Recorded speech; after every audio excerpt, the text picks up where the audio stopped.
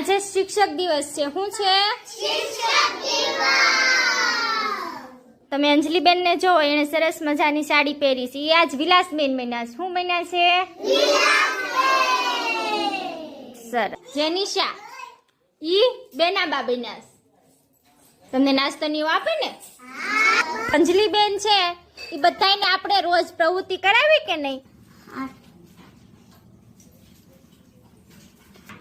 કરાવી. માથા ઉપર, ખંભા ઉપર, ગાલ ઉપર, હાથ ઉપર